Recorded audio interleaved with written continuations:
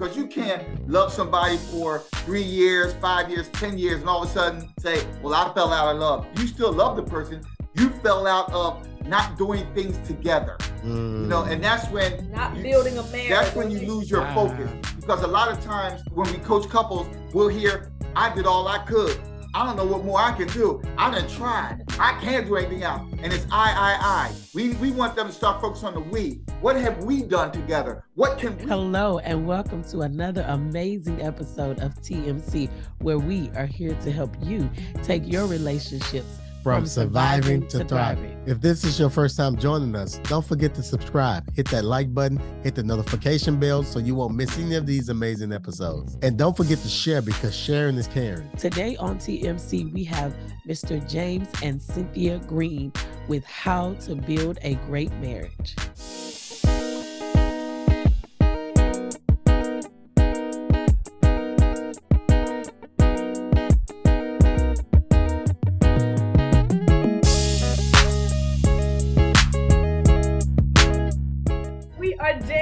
Cynthia, the marriage and relationship strategist. So we have been married, 15 years. It seems like forever, of course. Awesome. I was gonna say, we met over 35 years ago. Oh, wow. Yeah, gosh, it's 35 now. Jeez, I'm used to saying over 30, but okay.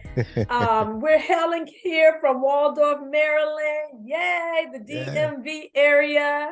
Awesome. We have 4 adult children between the two of us. This is actually our second marriage, but like my husband like to say, it's our what marriage? Our final marriage. Yes, it's our final marriage. And so we have 4 kids between the two of us, none that we birthed together, but they're all 4 adult children belong to the both of us. So, and we have a dog named Noah, a German Shepherd. Awesome.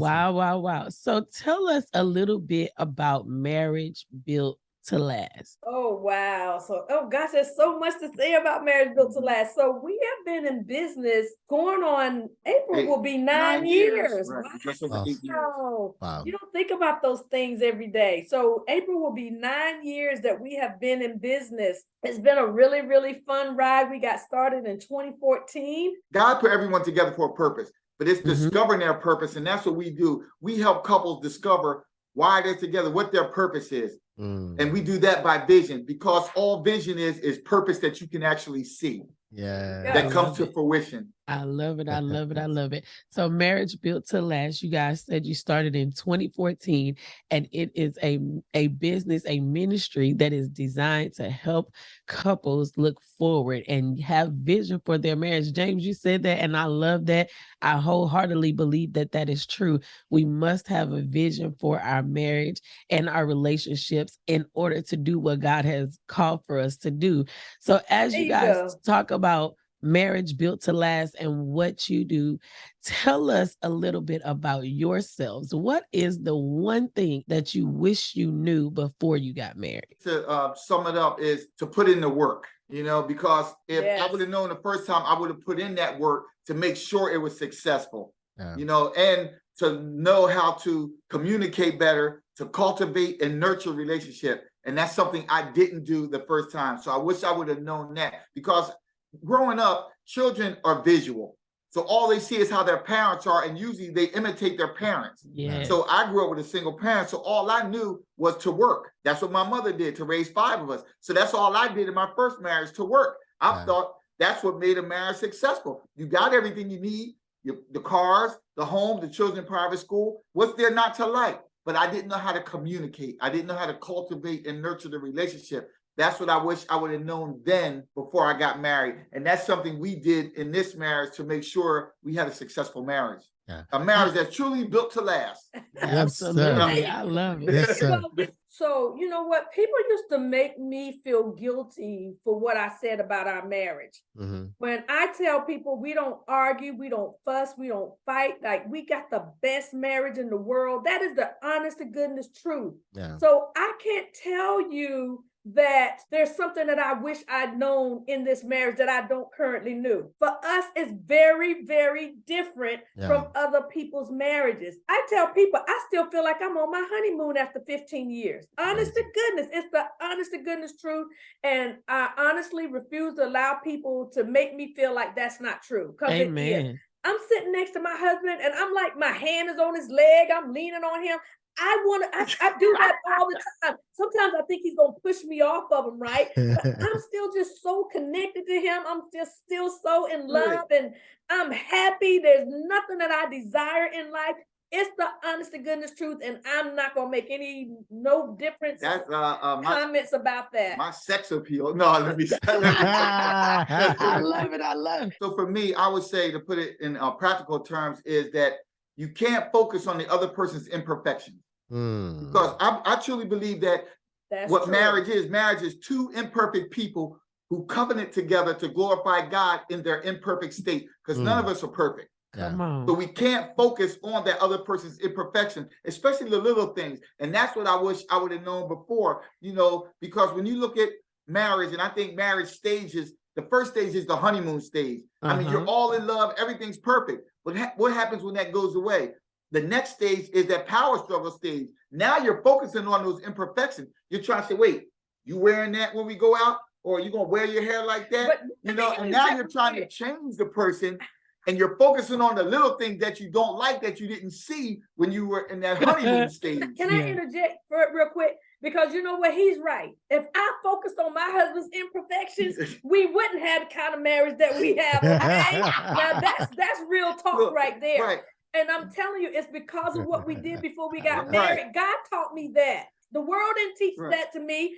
Cynthia didn't learn it on her own. So I'm telling you, my husband is a trip. You'll see it throughout this show. And some things you just need to overlook. Like I overlook a lot. You leave your clothes laying around, and why you always throw your shoes there? Sometimes not important. Just pick them up and move them. Like I can give you an example. Like, you know how you get a lot of junk mail in the mail where it says resident or current resident? Yes. I throw it all away. She keeps it. I like But she'll say, look through it. But see, now we have piles of them everywhere. And that's something I couldn't focus on, because then I would be upset, I would be mad, and it would start an argument. So one day I came home and they were all gone. I mean, I was excited. Baby, you got rid of all the junk mail. You went through it all happy. I found it in the bag behind the couch. Oh, man, this is... now, look, that's real talk, but guess what? You know how we resolved it, though? I told him he could do one or two things.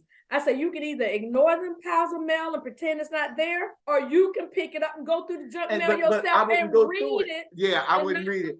I would just throw it away or shred it, tear off our name and address and throw it all away. Or you can be upset. You can be upset about it, or you can just ignore it, because not focus on the other person's imperfection. That's so true. Yeah, absolutely. Absolutely. I agree with you 100% because I think a lot of times we may not even realize that we're doing it, but we allow every little thing to turn into something so big. Like he just won't pick these shoes up. I just don't understand why he won't pick the shoes up. And it definitely is something that could be a struggle. I mean, I see the excitement. I know the listeners and the viewers are watching the excitement with you guys now. So what are some other things that you all are doing to keep this fire going? Because you guys are fired up. I mean, you guys are so fired up. You guys are fired up. I mean, it's like you both want to speak at the same time because you're so excited about your marriage. And that is awesome. That is amazing, because it's very rare to see that type of response when someone is talking about their spouse. So what are things that you guys are doing right? Well, you know what? We stay connected. You know, that's like my husband, he's been working from home, and so he's been going into the office this week, right? So he called me this morning, like which he usually calls me all the time, not the other way around. Y'all think it's us women, it's him. And so we're on the phone. I'm in the kitchen, I'm making my lunch, and we just, you know how you do when you're dating and you're just kind of on the phone and you ain't really holding no conversation. We're just keeping each other company. Like we stay connected. We talk, we discuss, we have fun. We have a consistent date night. And I guess for me, it would be doing things together. You know, when I talk about those stages of marriage, I talk about the honeymoon stage and the power struggle stage. There's a stage called the synergy stage. And that's when you're doing everything together. Like we'll go to Lowe's or Home Depot together. We'll go to the grocery store together. We'll go to the cleaners together. We do everything together. If we help each other. Right. And if she's cooking, I wash the pots. And if we're doing laundry, we fold together. Right. So speaking of laundry, like I've been doing laundry since yesterday, right? So you know what I do? As they come out the laundry, I'm putting his stuff in this pile, different things, like all his shirts, all his pants, and mine across the back of the couch. And then when we get the time, we fold laundry together. And or it makes it fun. If she's working and I'm in the bedroom and I'll start folding mine, she gets mad. How you gonna fold your laundry before me? That's awesome. So, like you say, the little things is doing things together. Like Cynthia said, staying connected. But how do you stay connected? You do things together. You know, and I always say sacrifice leads to success. So there's times when you have to make a sacrifice as a spouse. Maybe you may not want to do something, but you do something that she wants to do, and then she'll make that sacrifice and do something that you want to do. And now you're doing stuff together. Our things are intentional. Some things we do because we created certain traditions and we created certain routines, but some things are just intentional that we do. Like I'm saying, putting the laundry there so we can fold it together. He's right. If I go in there and he done snuck and folded up some of his clothes. Wait, why I got sneak? He does. He does. He sneaks in there. I think he's going back there to go to the bathroom or do whatever. I go in there and he done folded up half and I'm mad. I hate folding laundry.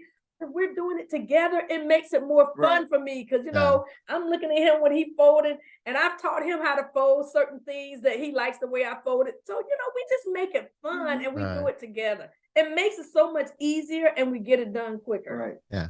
What is you guys' thoughts on this saying? It's pretty popular when a couple say they have fallen out of love. What do that mean? How do you guys deal with that? You know what? I don't think people fall out of love. People fall out of lust. A lot of times, you know, when they say the fire stopped burning, right? That's because you weren't intentional about keeping that fire going. Yes. It's also because you didn't do anything to use James's word, cultivate the marriage. You know what I mean? A lot of people get married and life happens. They go to work, they come home, they watch TV, they go to bed, and if they got children, they got to do the homework, get the kids a bath, get them to bed.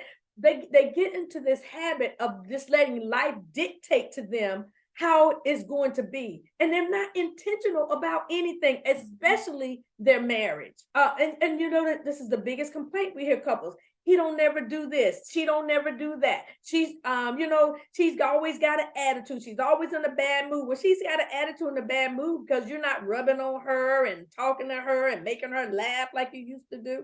Right. But then, you know, and so you're getting this vicious cycle to where you're disappointed, I'm disappointed. So now you feel like you're not in love anymore. You can rekindle that fire. Absolutely. You got to put in some work, but you can rekindle that fire. I would, like Cynthia said, I wouldn't say they fell out of love because you can't love somebody for 3 years, 5 years, 10 years, and all of a sudden say, well, I fell out of love. You still love the person. You fell out of not doing things together. You know, and that's when building a marriage. That's when you lose your focus, because a lot of times we talk about, like when we coach couples, we'll hear, I did all I could.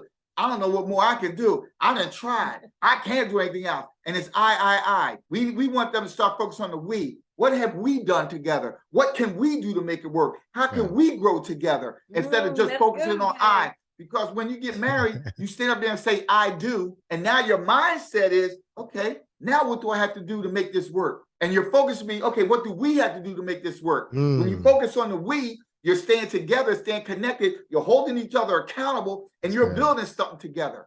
And that's why we focused on the vision and goal. That's our focus in our business. Is teaching you guys how to get on one accord and work together so that you can work towards a stronger we and work towards a future and plan your life and not let your life plan what happens in your life. Because when you write down goals, you have a vision to meet those goals. Now you write down joint goals and you have a vision to meet those goals together. And say, okay, what is your strong suit? What is my strong suit? We hold each other accountable. You do your part, I do my part, and we grow together and we achieve that goal together. And that keeps you connected, that keeps you together, and that keeps you in love. And instead of saying falling out of love, because you're not falling out of love, you're just falling out of the idea of you're not doing things together anymore. And we're not telling them nothing that we didn't do. We set goals ever since the first, maybe the second year of our marriage. We've always had a vision for our marriage, and we set goals for our marriage, and we've been doing it with couples for 14 years. Wow. Give us a quick example. What do that look like? You say setting goals for the marriage. Yeah, ever since our second year of marriage, we used to be in a couples group. It had nothing to do with our business. We didn't have a business back then. And so it was our year to host, and it was January. And I don't know, actually God put it on my heart, gave me this vision for the couples to talk about what they wanted to do that following year. And so when James and I, we started planning it out, you know how people do vision board parties? Yes. It was like that, but it wasn't like that. Like, we weren't cutting out pictures and posting them on a poster. We had couples to sit down and talk about their dreams, their desires, their vision for what they want, what they want in life, what they want in their future for themselves individually and together as a couple. And we tell them to dream big, because, you know, our God is a big God. He said he'll give us the desires of our heart. So nothing is too big, right? Yes, so we would tell them, we would have them close their eyes and just tell them to just think about, if they had the best marriage on the earth, what would it look like? So it wasn't just about things, it was about having a vision for a really great marriage too. So they had to write goals for things they wanted to accomplish in their relationship, goals they wanted to accomplish financially, spiritually, educationally, and career. Like, we had 5 key areas that we have them focus on. And a lot of those couples, they still do that on their own now. Like once a couple learn that, we want that to be a habit, something they do every year. Because guess what? It's not about just setting goals one time. It's about doing it every single year. Like, we do ours in December, because in January we do the classes, right? So him and I, we already been talking about what we want to do in 2023. And when most couples don't do that. They let life happen to them instead of planning what they want in life. And when you look at it, you figure, what do you want your marriage to look like in the next 5 years or the next 10 years? Where do you want to be? If you're in an apartment, wouldn't you say, let's have a home? Maybe start with a townhome. And if you're in a townhome, maybe the next step is have a single family home. You can look at it that way. Or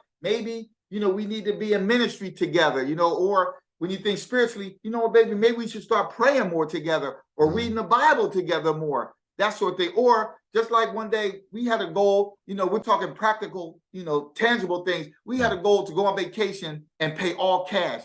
So what did we do? We started in January and went on a spending sabbatical. For 6 months. For 6 months. Wow. We didn't eat out. We didn't go anywhere. We didn't go to like a wedding or anything. We had to buy a gift. We told them, look, we're on a spending sabbatical. And we went on a trip after the 6 months and paid all cash. We ended up buying a suitcase where we went and packed it with stuff that we bought. Wow. But these are kind of the goal settings that we did. That's if you want to amazing. accomplish something and you do it together. When you really have a vision. Yep. When you really have a vision with your spouse and y'all are supporting one another, you're pushing in on one another, you're encouraging one another, you're holding each other accountable. Right. What can't you accomplish? Don't the Bible say one can chase 1,000, but two can chase 10,000? Just imagine what you can do when the two of y'all just really like have you goals. say, if you want to get fit, okay, what can we do? We can walk the neighborhood together. Let's start walking together. Walk a mile, walk 2 miles every day, that sort of thing. Okay, that's a sore spot for me, because here we go. My husband walks the dog every day, and I'm like, why don't you take me? I want to go walking. I don't walk people. I don't walk people. James, you are hilarious. I'm not a people walker.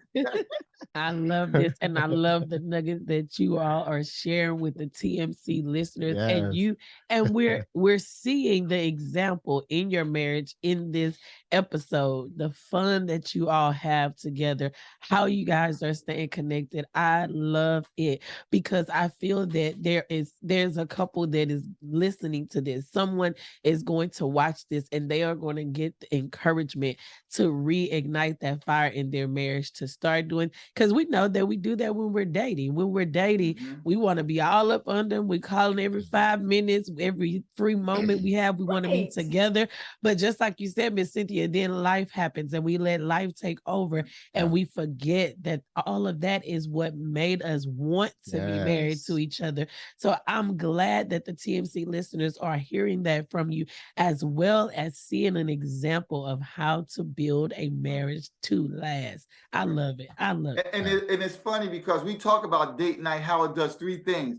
One is, you said it, it rekindles that fire. It makes you connect again, bring that sexuality back or whatever the case may be. Yeah. Number two, it creates memories. Yes. Because when you're older and you can talk about, oh, baby, you remember we went here, or remember we did this, and it'll bring a smile to your face because now you're remembering the good times that you had. Especially on things you can't do anymore.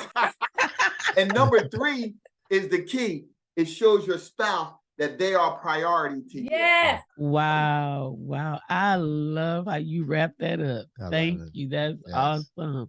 Miss Cynthia and Mr. James, I just want to give you all a free for all. If you have any advice, anything that you want to share with the TMC listener, with that listener in mind that may find themselves struggling in marriage, and they are saying, okay, we hear the date night, we're going to start there.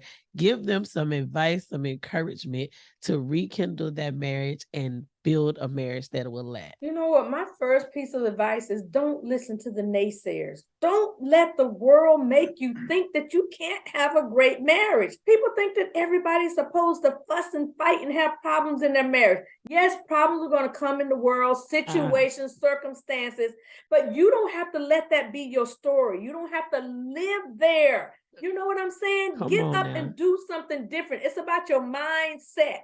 You can't allow yourself to say, oh, I can't have that kind of marriage. we're never going to be able to do this. You can do I'm going to tell you, my mama and my daddy used to say, you can do anything you set your mind to. And so if you want a great marriage, you know what? Get up off your behind and do something to help yourself. You two of you have a great marriage. You can do it. I honestly and truly believe that. I've seen it happen. I've seen couples' marriage turn around from having divorce papers in their house to turning their marriage around. Yes. And I mean that from the bottom of my heart. Yes, ma'am. That's really interesting thing, because we actually and Shante and I talk about it every now and then. But something happened. It was probably about 10 years ago, baby. About 10 years ago. Yeah, I think it was longer. So it was a while ago. Okay, so yeah, so we was talking about basically doing the same thing you guys doing, talking about our marriage, the love, and we don't argue and all this kind of stuff, right? We're in the parking lot, and the two couples basically called us liars. Because they said ain't no marriage that good or whatever, every marriage, have whatever. And so we drove. We was on the other side of Houston, so it took about 45 minutes to get to the house, and we literally had maybe a 25-minute of silence. And then we finally got to the point, I was like, babe, I said, are we crazy? Something wrong with us? And she said, I was thinking the same thing. And it's really crazy. I'm listening because I don't know, from that point, I mean, it did something to us where we don't quite share. Right.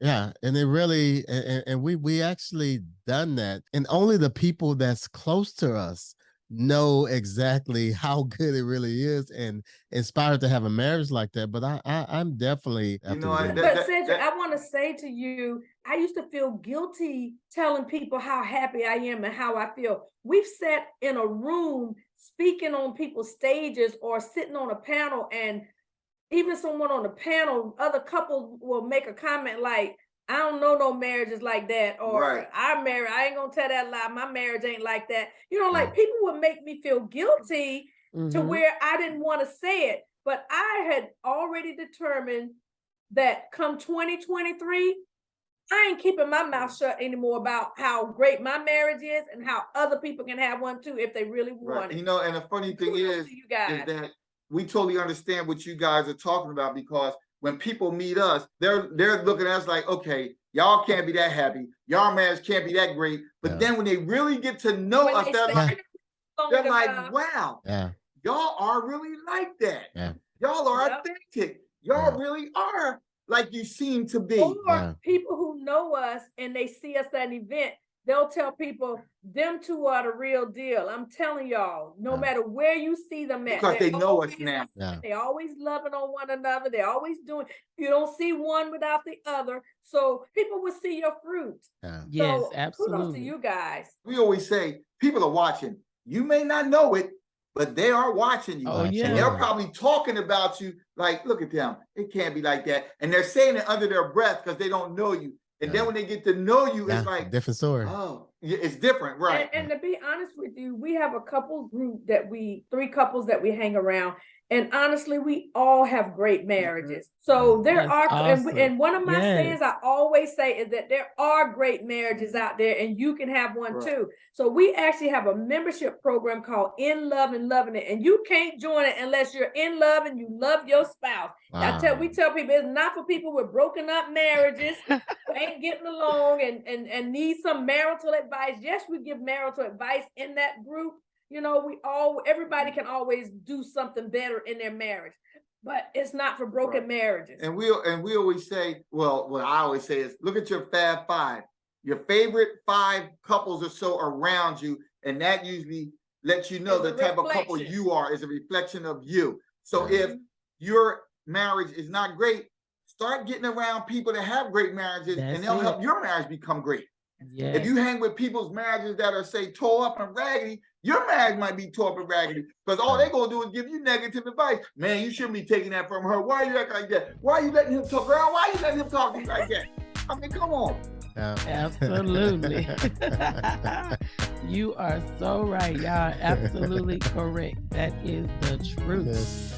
So, Miss Cynthia and Mr. James, as we get ready to wrap up here, let's tell the TMC listeners how they can connect with you all. Well, we are Marriage Built to Last on all forms. That's our Marriage Built to Last is with the number 2, not the word T-O.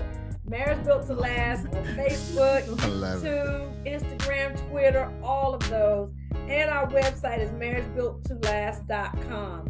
We have so much to offer couples. So if you go to www.makemarriagesgreat, you'll get a free downloadable worksheet about couples in the Bible. And you look at those couples to see which one you identify with, that you might feel, you know, they either went through something you went through, something you're going through, or a couple that you like to be like. But it's a really fun document where we did research on couples in the Bible. That is awesome. Wow. And I definitely want to thank you. Thank you on behalf of the TMC community. Thank you so much for that free gift. Thank you. You're welcome. On behalf of the TMC community, we want to thank you all so very much for taking time out of your busy schedule and adding value to us all. You're welcome. Thank you for having us. Absolutely. Thank you. So we hope you enjoyed this video. And if you did, go ahead and subscribe. Click the like button and turn on your notifications so you'll be notified each time we upload a video. And if you're listening on iTunes, rate the podcast and leave a review. That helps us get the word out. So we want to thank you for joining us today on TMC. Looking forward to hanging out with you again on next week as we continue to help you take your relationship from surviving to thriving. Bye. See you next week.